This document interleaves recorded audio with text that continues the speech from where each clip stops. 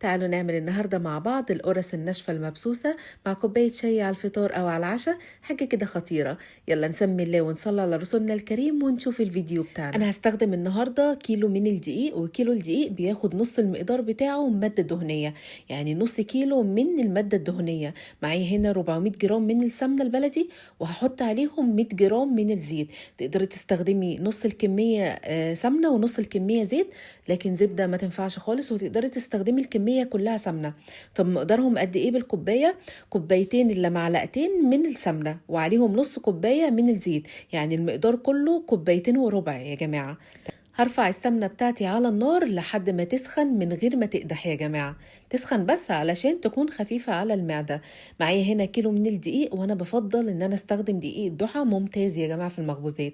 هنخل الدقيق، ودي من الحاجات المهمة جدا في المعجنات او المخبوزات، انك لازم تنخلي الدقيق بتاعك. معايا معلقة صغيرة جدا ممسوحة من البيكنج باودر، معلقة صغيرة جدا، عليها اقل من ربع معلقة من الملح. هحط عليهم معلقتين كبار من السمسم، وهقلب كل المقادير دي مع بعضها. هضيف عليهم المادة الدهنية بالشكل ده. هنا السمنة زي ما قلتلك سخنت كويس جدا من غير ما تقدح. بعدين هجيب معلقة كده وابدأ ان انا اقلب لحد ما الدقيق كله يتشرب بالسمنة.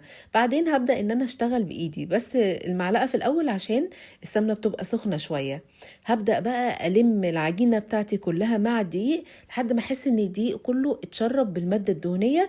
بعدين هبدأ ان انا اعمل عملية البس بالشكل ده، اللي هي نبست الدقيق بايدينا زي ما انتوا شايفين كده لمدة دقيقتين بنفس الشكل ده. هركنها على جنب، وهبدأ أعمل اختبار للخميرة بالشكل ده. معايا نص كوباية من المية الدافية، حطيت عليها معلقة كبيرة من السكر، وحط عليها نص الظرف بتاع الخميرة. يعني هحط 7 جرام بس، الظرف ده بيبقى 12 جرام، هحط عليه نصه. لو 20 جرام برضو هحط 10 جرام، يعني نصه. تمام، ما بنكملش الظرف كامل. هقلبهم واسيبهم بس كده، اشوف الخميرة بتاعتي نشطة ولا لا. اتأكدت ان الخميرة بتاعتي شغالة، هضيف بقى نص كوباية الخميرة دي على العجينة، وابدا الم. العجينه بتاعتي دي كيلو الدقيق بياخد كوبايه ونص من السوائل. حطيت الاول نص كوبايه الخميره، بعدين هبدا الم كده وازود نص كوبايه كمان في نص كوبايه. يعني مش هزود الماده السائله كلها مره واحده، هزودها واحده واحده.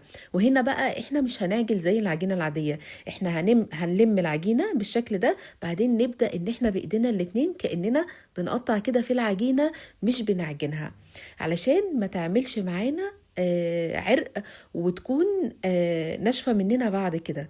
يعني تكون زي الحجر. احنا عايزين القرص بتاعتنا ناشفة بس في نفس الوقت دايبة.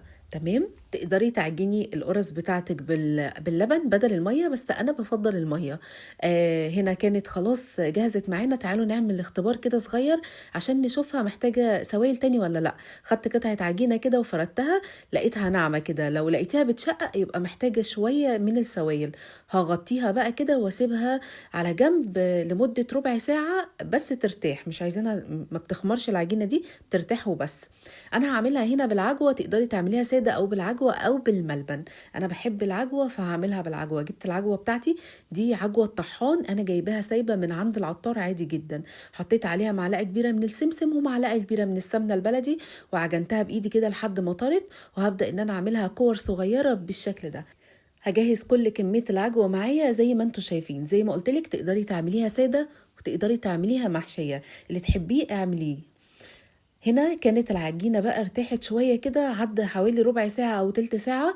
هبدأ ان انا اشكل بقى العجينة بتاعتي. هتفضلي سايبة الفوطة عليها زي ما هي، وانتي بتاخدي منها واحدة واحدة، وما تهبطيش العجينة. هتاخدي منها كده قطعة قطعة بالشكل ده.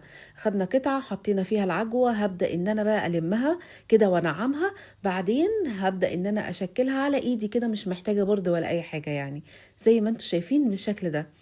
عايزاها بقى وسط كده او حجمها اكبر، دي حاجة ترجع لك انتي. معايا صاج مش مدهون اي حاجة، لان هي إن القرص او النواعم ما بيحتاجش ان هي يدهن الصاج بتاعها. تمام، هي مليانة اصلا مادة دهنية. هبدأ ان انا ارص كده القرص بتاعتي، بس تكون بعيدة عن بعضها، تسيبي مسافة ما بين كل واحدة والتانية. زي ما انتوا شايفين بتتشكل معايا بكل سهولة. انا هنا كنت مش سايبة فراغ كبير، بس انتي سيبي فراغ اكبر من كده عشان ما تلزقش في بعضها وهي بتستوي. كل ما اخلص صاج اغطيه كده واركنه على جنب لحد ما اخلص كل الكميه. زي ما انتم شايفين هنا كنت خلصت كل الكميه، وكيلو دقيق ما شاء الله عمل لي كميه حلوه جدا. هسيبها بقى ساعة متغطية على جنب، ساعة حلو جدا، ما تسيبهاش اكتر من كده. بعدين هبدأ ان انا اجيب شوكة وابدأ ان انا اديها خرم كده بسيط بس من النص. تعالوا نتكلم بقى على التسوية شوية. انا هنا مشغلة الفرن بتاعي سخن جدا، مخلياه على درجة حرارة تحت المتوسطة. يعني لو درجة الحرارة متوسطة هتنزلي شوية على درجة اقل. تمام. هتشغلي الفرن من الارضية بس، وهتحطي الصينية في الرف اللي في النص. مش هنشغل الشواية خالص غير لو الأرضية أخدت لون وحسيتي إن هي استوت ومحتاجة تاخد لون من فوق الوش. لكن وطول ما هي في الفرن تقدري ان انتي تلفي الصاج على كل جنب شوية علشان بس تاخد تسوية من كل الجهات مظبوطة. هتطلع معاكي بالشكل اللي انتوا شايفينه دوت. خطيرة يا جماعة، ناشفة وفي نفس الوقت دايبة. جربوها وامشوا على نفس التركات اللي احنا قلنا عليها، هتعجبكم جدا ان شاء الله.